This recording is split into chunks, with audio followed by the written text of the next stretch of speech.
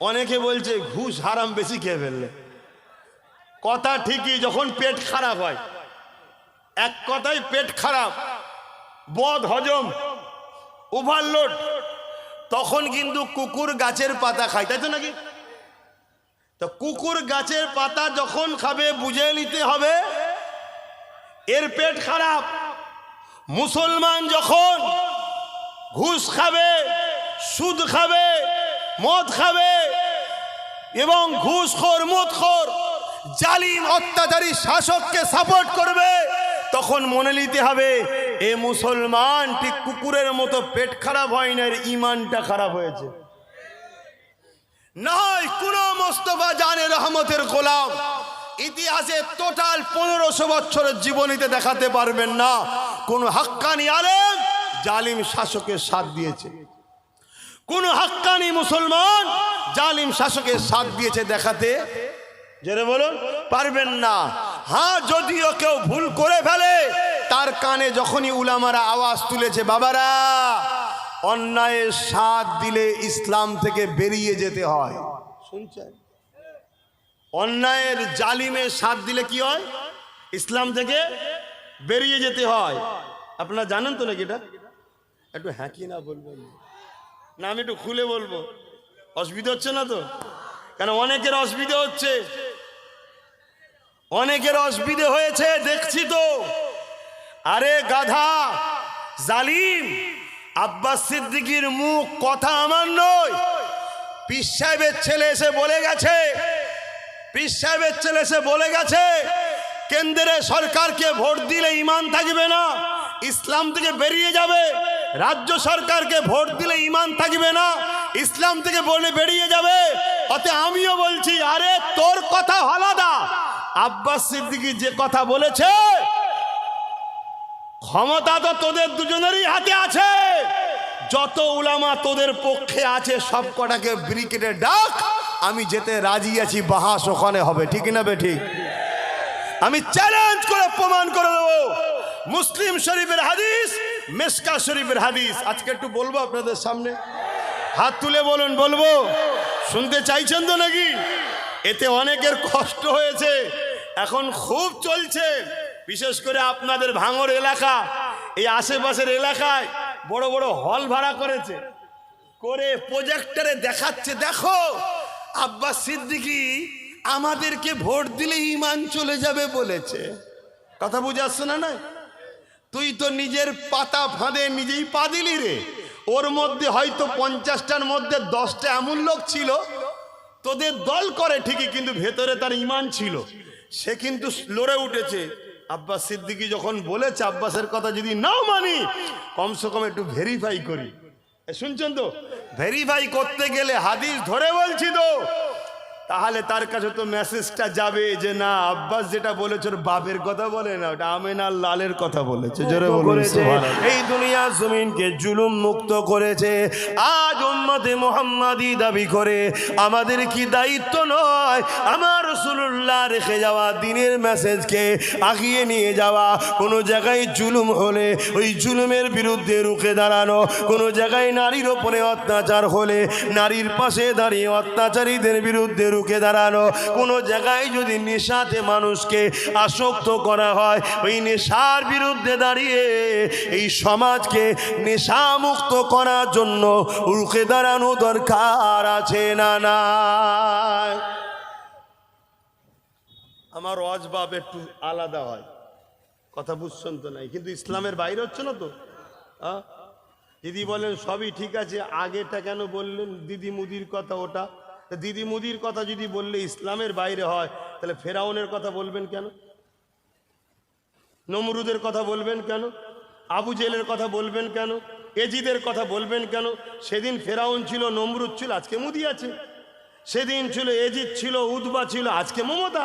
একই ক্যাটাগরির তো নাকি? এরা জালিম হাকি না? আরে কথা বলছে না তো? তাহলে আল্লাহর কোরআন যদি জালিমদের বিরুদ্ধে লড়াই করার কথা বলে, তাহলে এদের বিরুদ্ধে আমাদের কথা বলতে হবে না? হবে না? আমি আবার বলছি, আমার নবী কোনো ধর্মের মানুষের উপরে জুলুম করেনি, কোনো ধর্মের মানুষের উপরে কোনো জিনিস চাপিয়ে দেয়নি। আমার নবীর আদর্শে, আখলাকে, চরিত্রে দলে দলে মানুষ রসুলকে আখিরি প্রফেট, পয়গম্বর, মেসেঞ্জার হিসাবে মেনে নিয়ে রসুলের দিনে দলে দলে কোটি কোটি মানুষ ঢুকেছে, আজও ঢুকছে। জোরে বলুন সুবহানাল্লাহ।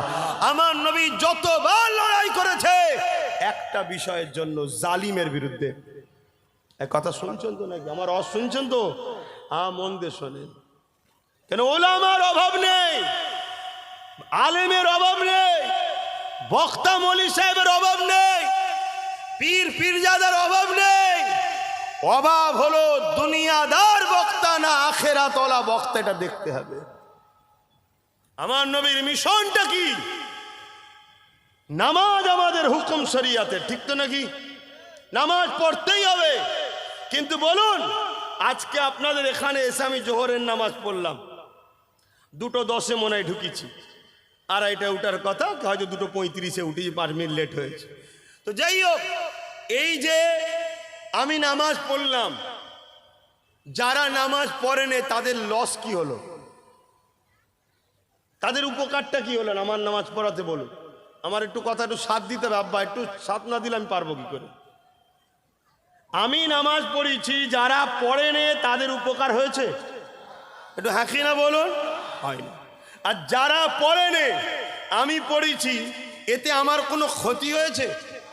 তাহলে যে নামাজ পড়বে তার লাভ, যে পড়বে না তার লস। তাহলে এটা ব্যক্তি জীবনের ইসলাম। আর এই সমাজ থেকে যদি মদকে বন্ধ করা যায়, জোরে বলুন, পুরো সমাজের লাভ, পুরো সমাজের লাভ। আল্লাহর কোরআন মদকে ব্যান করেছে, রসুলের দ্বীন মদকে ব্যান করেছে। খুব মন দিয়ে শুনবেন, এই মদের বিরুদ্ধে লড়াই করে মদ মুক্ত পৃথিবী করেছে আমার রসুল। আজ উম্মতে মুহাম্মাদি হিসাবে আমাদেরকেও মদ মুক্ত সমাজ গড়ার দরকার আছে না নাই? জোরে বলুন, আছে না নাই? এটা তো উম্মতের ইমানের দায়িত্ব। মদের বিরুদ্ধে কথা বলো, কিন্তু কথা হচ্ছে মদের বিরুদ্ধে শুধু উলামারা ওয়াজ করলে কি মদ বন্ধ হয়ে যাবে? উলামারা ওয়াজ করে বাবারা মদ বন্ধ করো, মদ বন্ধ করো, আর সরকার মদ বিক্রি করবে। শুনছেন? তাহলে একদিকে যেমন আমরা ওয়াজ করব, উলামারা, আমাদেরই দায়িত্ব আমাদের সমাজ থেকে ভালো ভালো ছেলেকে প্রতিষ্ঠিত করে তাদেরকে রাজ ক্ষমতার আগিনায় নিয়ে গিয়ে তাদের দ্বারা পার্লামেন্টে পাঠিয়ে বিল পাস করিয়ে মদ বন্ধ সমাজে করা দরকার আছে না নাই? এর নাম তো ইসলাম। আমার নবী মদিনার পার্লামেন্ট তৈরি করে সেখান থেকে বিল পাস করেছে নবী, সারা বন্ধ চলবে না। কেন? সারা মানুষের মনুষ্যত্বকে হারিয়ে দেয়। শরাবের জন্যই অ্যাক্সিডেন্ট হচ্ছে, শরাবের জন্যই খুন হচ্ছে, শরাবের জন্যই সংসারগুলো ডিভোর্স হচ্ছে, শরাবের জন্যই সমাজ বিরোধী কাজ হচ্ছে। এই সমাজকে মুক্ত, শরাব থেকে সমাজকে মুক্ত করার নাম হলো ইসলাম। জোরে বলুন সুবহানাল্লাহ। এবার এই চেষ্টা আমি করছি, আপনাদেরও করা দরকার আছে না? যদি এই চেষ্টা করেন, মনে রাখবেন খায়রুল উম্মাহর পরিচয় দিচ্ছেন। আপনি যে শ্রেষ্ঠ উম্মত তার পরিচয় দিলেন। 100টা কাজ আছে, আপনি চেষ্টা করছেন, একটাও হয়নি। আপনার চেষ্টাতে একটাও হয়নি, ওটা আপনার জানার বিষয় না। আপনার বিষয় হলো চেষ্টা করা। ফাইসাল্লাহ আল্লাহর পক্ষ থেকে হয়। আপনি চেষ্টা করেছেন, ভালো নিয়ত করেছেন, এই নিয়তের জন্যই আল্লাহ আপনাকে নেকি দেয়। জোরে বলুন সুবহানাল্লাহ। এখানে উলামা ভাইয়েরা বসে রয়েছে, জিজ্ঞেস করুন। ভালো নিয়ত করার সাথে সাথে আল্লাহ আপনাকে নেকি দেয়। কিন্তু আজ দুঃখের বিষয়, আজ বড় কষ্টের বিষয়, আমরা মা বোন বাপ ভাই মুসলিম সমাজ, আমরা কোনো জায়গায় ফ্রিতে কিছু পেলে সেখানে হাত পেতে দিই। আমরা একবারও ভাবি না এটা মদ বিক্রির পয়সা নয় তো? যে রসুল আমাদেরকে শিখালো মদকে বন্ধ করো, বন্ধ করা ছেড়ে দিয়ে সেই মদের পক্ষে আমরা লড়াই করছি না করিনি? কত দুঃখের বিষয়। এগুলো আমাদেরকে বুঝতে হবে। মদ বন্ধ হলে সমাজ পরিবর্তন হবে। দ্বিতীয় নম্বর কথা, ইসলাম 1 মাস রোজা ফরজ করেছে তো নাকি? আমরা যারা রোজা রাখি আমাদের লাভ আছে। যারা রোজা রাখেনে তাদের লাভ আছে। আর কেউ যদি রোজা না রাখে, আমরা যদি রাখি, আমাদের কোনো ক্ষতি আছে? ও রাখে না, ওর ক্ষতি, আমি রেখেছি, আমার লাভ। কি লাভ?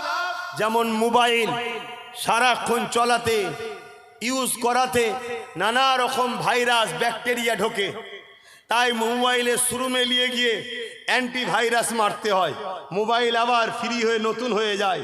এই 11 মাস ধরে আমরা নানা রকম খাদ্য খাই, খাদ্যর মধ্যে ধুলো বালি ব্যাড ব্যাকটেরিয়া জাম অনেক কিছু ঢোকে পেটের মধ্যে, যেটা শরীরের জন্য হানিকারক, ক্ষতিকারক। আল্লাহ রোজাটাকে অ্যান্টিভাইরাস করেছে। 1 মাস রাখো, পুরো শরীরকে আল্লাহ আপডেট করে পুরো ক্লিন পরিষ্কার, আবার 1 বছর জন্য সুন্দর করে দেয়। জোরে বলুন সুবহানাল্লাহ, আরো চিৎকার দিয়ে বলুন সুবহানাল্লাহ। ইসলাম কত সুন্দর ধর্ম দেখুন। কিন্তু প্রশ্ন এই জায়গায়, রোজা আমি রাখলে আমার লাভ, আপনি না রাখলে আমার ক্ষতি নয়, আপনার ক্ষতি। কিন্তু এতে সমাজের কি লাভ আছে রোজা আমি রাখলে? বলুন, সমাজের তো কিছু লাভ নয়। কিন্তু সমাজকে যদি ঘুষ মুক্ত করা যায়, বলেন সমাজের লাভ আছে না নাই? ইসলাম ঘুষের পক্ষে না বিরুদ্ধে? জোরে বলুন, জোরে বলুন।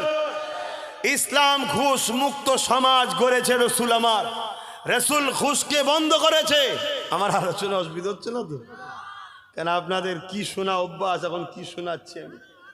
হ্যাঁ, ইসলাম ঘুষ মুক্ত সমাজ গড়েছে। এ যুবক, ঘুষ থাকার জন্য সমাজে কত ক্ষতি হচ্ছে শোনো। ঘুষ থাকার জন্য উপযুক্ত ছেলেরা চাকরি পাচ্ছে না, ঘুষ থাকার জন্য অনুপযুক্ত ছেলেরা চাকরি পাচ্ছে মোটা মোটা টাকা দিয়ে। ঘুষ থাকার জন্য মেডিকেলে উপযুক্ত লোক চাকরি পাচ্ছে না, অনুপযুক্ত লোক মেডিকেলে চাকরি পাচ্ছে। কালকে আপনি যাচ্ছেন চিকিৎসার জন্য, আপনার উচিত ছিল একটা অপারেশন, সেখানে ডাক্তার কিডনি কেটেই বিক্রি করে দিচ্ছে, আপনি মারা যাচ্ছেন। কেন? অনুপযুক্ত লোক ডাক্তার হয়েছে ঘুষ টাকার জন্যে। তাহলে ঘুষটা যদি বন্ধ হতো, তাহলে সমাজের মানুষ চিকিৎসাতে নিরাপদ থাকতো না, থাকতো না। ইসলাম যেমন নামাজ শিখিয়েছে, ইসলাম যেমন রোজার কথা বলেছে, ইসলাম যেমন দাড়ি টুপির কথা বলেছে, ইসলাম যেমন হজের কথা বলেছে, ইসলাম যেমন মালদারদের জাকাতের কথা বলেছে, ঠিক তেমন ইসলাম নেশামুক্ত সমাজের কথা বলেছে, ইসলাম ঘুষমুক্ত সমাজের কথা বলেছে। এ যুবকেরা, তরুণেরা, বাপেরা, তাই বলে দিয়ে যাই, চেষ্টা আমাদেরকে করতে হবে। আর চেষ্টা করো, আল্লাহ বা একদিন বিজয় দেবে, একদিন কামিয়াবি দেবে। তোমার চেষ্টার জন্যে আল্লাহ খুশি হয়ে যাবে। দুনিয়াতেও তোমাকে ইজ্জতওয়ালা করবে, পরকালেও তোমাকে আল্লাহ শানওয়ালা করবে। এ নওজওয়ানেরা, তরুণেরা, কিন্তু আজ বড় দুঃখের বিষয়, হুকুমাত যদি নিজেই শরাব বিক্রি করে, হুকুমাত যদি নিজেই ঘুষ খায়, তাহলে মনে রাখতে হবে এই সমাজ তখন ধ্বংসের দিকে যাচ্ছে। এ নওজওয়ানেরা, আরো একটা কথা বলে যায়, এই রকম সমাজ বিরোধী, এই রকম মানবতা বিরোধী, এই রকম হুকুমাতকে যদি কোন আলেম পক্ষপাতিত্ব করে, তাহলে জেনে নিতে হবে ওই আলেমের ঈমানটা নষ্ট হয়েছে, না হয় কোনোদিন করতে পারে না। আর একটু এগিয়ে যায়, যেমন আমরা দেখেছি কুকুর কিন্তু ঘাস খায় না, খায় কি? কিন্তু কখনো কখনো কুকুর গাছের পাতা খায় না, খায় না? জোরে বলে, কখন খায়?